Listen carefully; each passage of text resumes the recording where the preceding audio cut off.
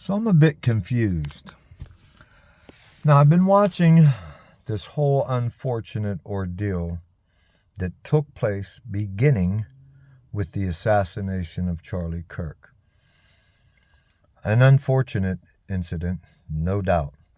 I personally will never, ever forget what I saw as I was watching him speak and unfortunately have his life taken. Horrendous video, and I feel for his wife and his children.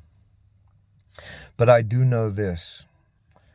As an American citizen, I'm a nobody.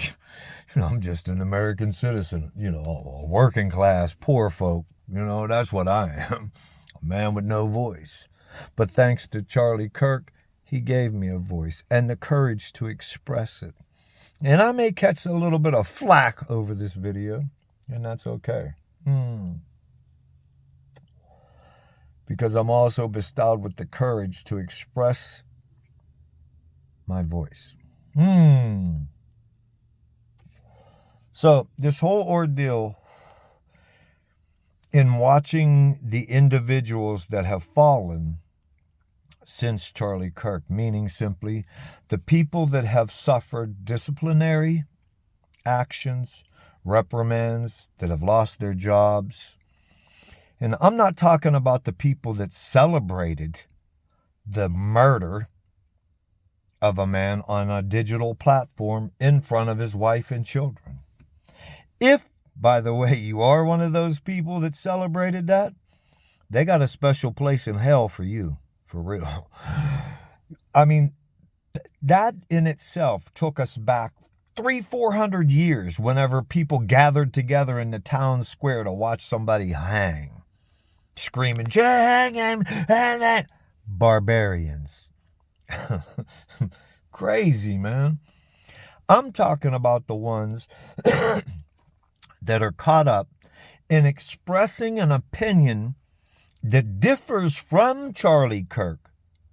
And yet still, those are the individuals that are losing their jobs, being reprimanded. So that tells me one thing as an American citizen now. That our First Amendment rights, despite the constraints that are written in it, because free speech is free speech until it becomes a liability to those in the surroundings of which you are in. For instance, standing on a street corner screaming, kill Whitey, let's start a revolution, let's tear shit down, kill these M guys, let's kill these black folks.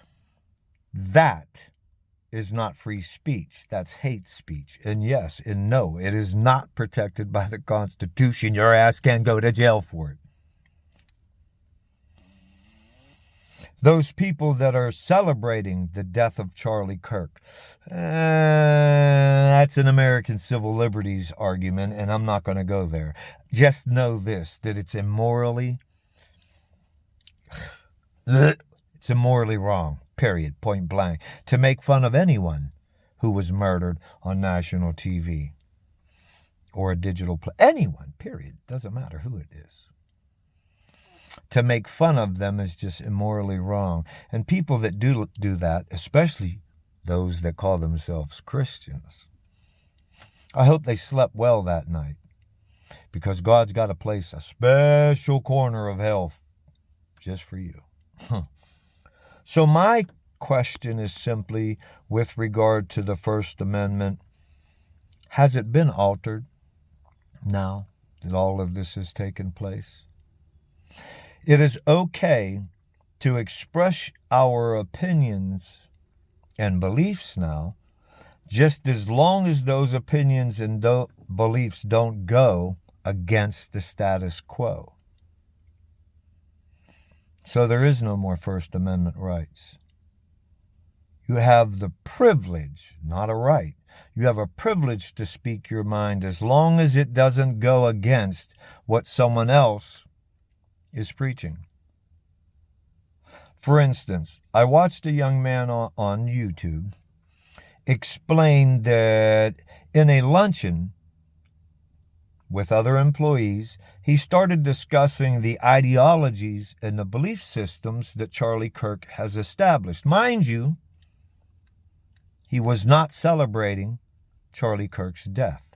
He was merely expressing an opinion that differed from Charlie Kirk, and yet he was fired.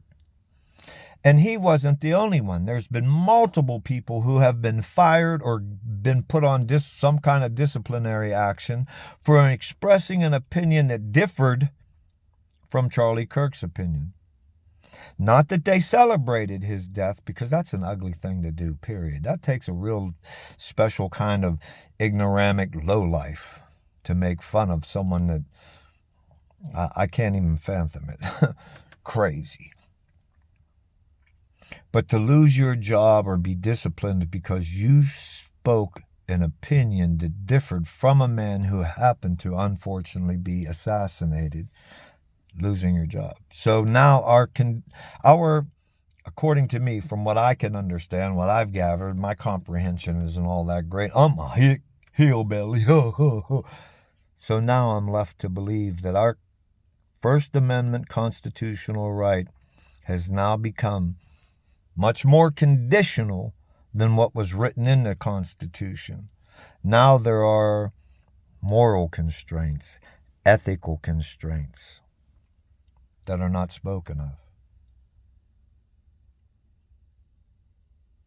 So my question is, at this point, is there anything close to what someone might call free speech these days?